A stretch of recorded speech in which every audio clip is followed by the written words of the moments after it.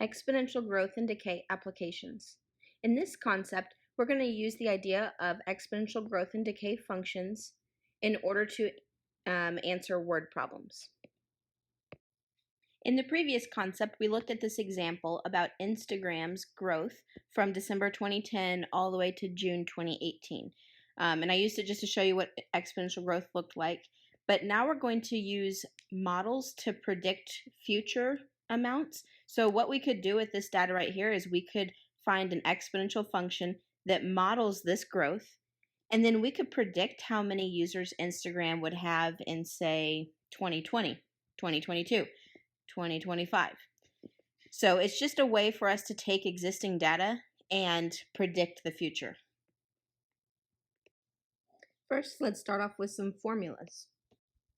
We'll start with the decay model and the growth model. Notice they look identical, except the decay model has a minus sign in front of the R, and the growth model has a plus sign in front of the R. Decay would be a subtraction, growth would be an addition. So the variables A, R, and T stand for initial amount, so however many people you start with, initial value. R stands for rate. Make sure that we always convert this to a decimal. So for example, if we had a 5% rate, then that would be 0.05. And T stands for time. So whenever we get a word problem, maybe it's talking about a population or the amount of a substance left after a certain time period, these are the formulas that we're going to use. And we just need to figure out what our initial value is, how much we start with, the rate that we're growing or decaying by, and the time that we are wanting to know how much we have left. The next type of formulas that we have are called compound interest, and we have two of them. These formulas are going to be used anytime we have a financial situation, so if we're investing money. The first one is what we call periodically. So this will be where we invest money, say that accrues interest quarterly or annually or monthly. And the other one is continuously. So we'll look for that word in the word problem, and if it talks about compounding continuously, we'll know to use, I like to call it PERT. It looks like P-E-R-T. When I was younger, I used the PERT shampoo, so that always reminds me of that. Okay, so let's talk about what A, P, and N stand for. R and T are the same as above. They're both rate and time. So A stands for future amount. So this is how much money we would have after the specified time period. P stands for principal. It's a financial term. That just means the initial amount of money that you have. So it's just like our A, our small a, in the formulas above. And notice it's in the same spot as small a was as well. And then N is the number of times we compound per year.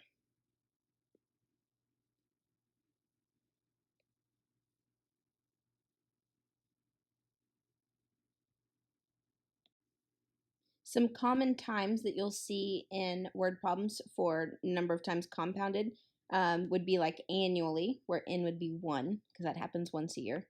Semi-annually or biannually happens 2 times a year, so N would be 2. Quarterly happens 4 times a year, so N would be 4. Monthly happens 12 times a year, so N would be 12. And daily happens 360 times a year. Not sure why I put 36 there. So N would be 360. So anytime your word problem talks about compounding quarterly or something, you just need to figure out what your N value would be based on how many times a year that happens. And again, in terms of our investment, that just means that interest is going to be applied to the account that many times each year. If it says continuously compounded, so it doesn't specify one of these words in orange, then we're going to use the PERT formula and not the periodic formula. Okay, example 1. We're going to write an exponential function to model the situation, and then we're going to solve for the indicated value. It says the population of city A was 23,456 in the year 2010. For the next 5 years, the population increased at an annual rate of 3%. Find the population of city A in 2015. So first of all, I want to figure out if this is a growth function or a decay function. And this word right here answers my question. Since the population is increasing, we're going to use our growth function. So start by writing down y equals a times 1 plus r to the t. And now we need to figure out what a, r, and t values are from the problem. So I'm going to put a, r, t.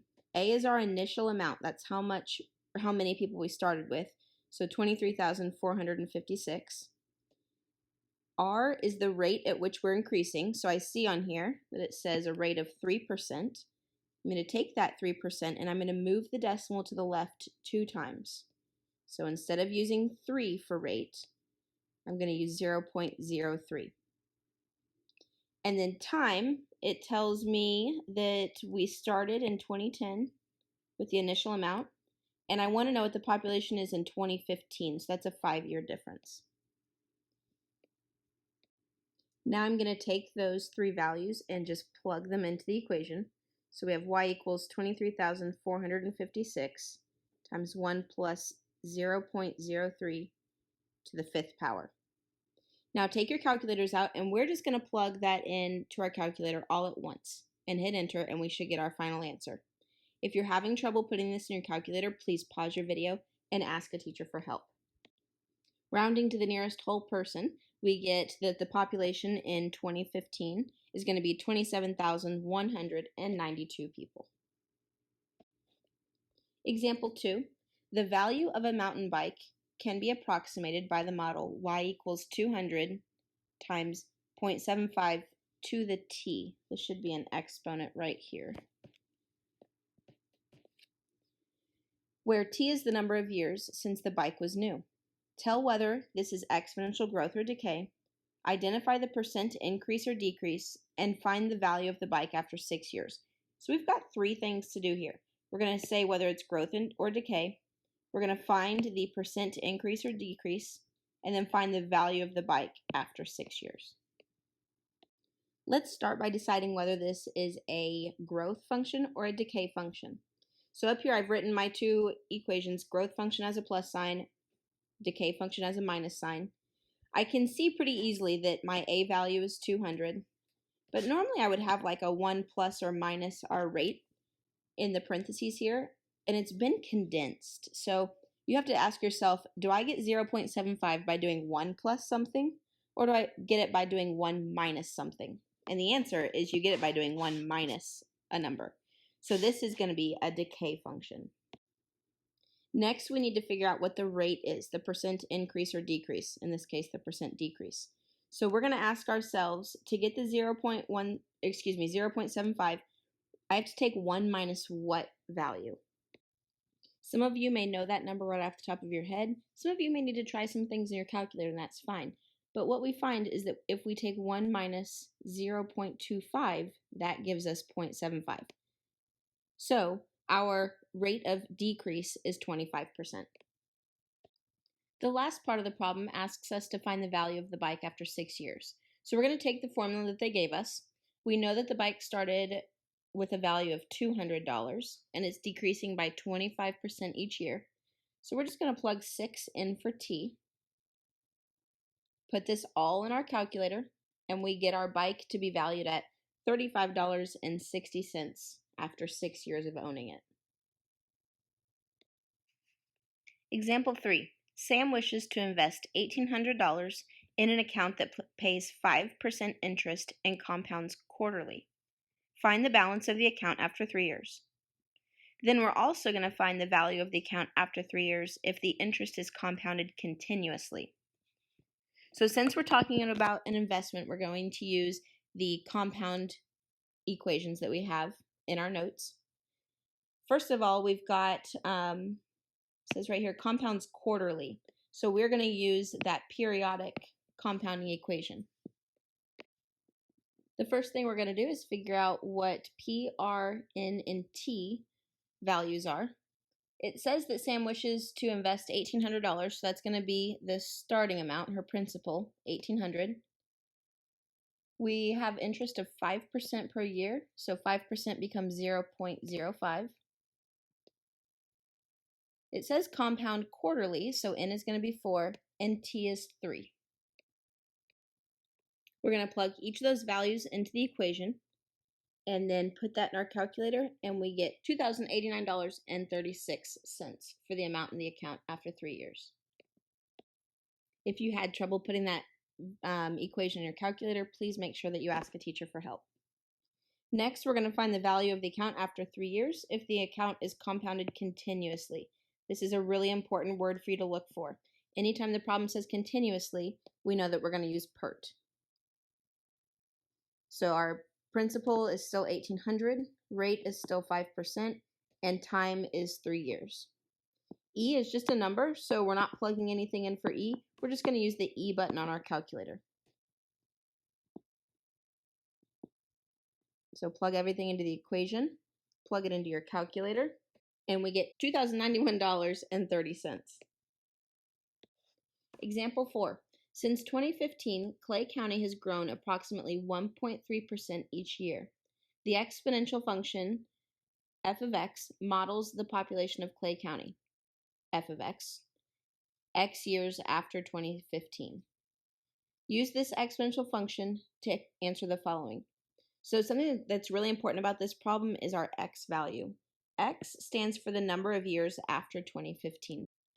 So first of all, we're asking, what is the predicted population in 2015?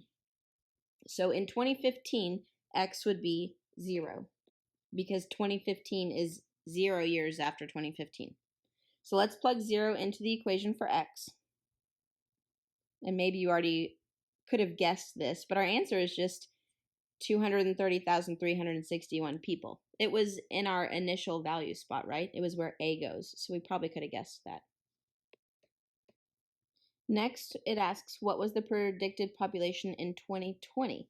So 2020 is 5 years after 2015, so our x value will be 5. Let's plug that into our equation.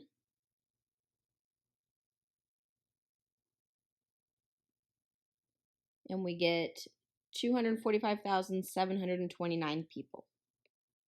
I did a quick Google search to see what the Clay County population was in 2020, and this model only is about 700 people off from what it actually was. So that's pretty awesome.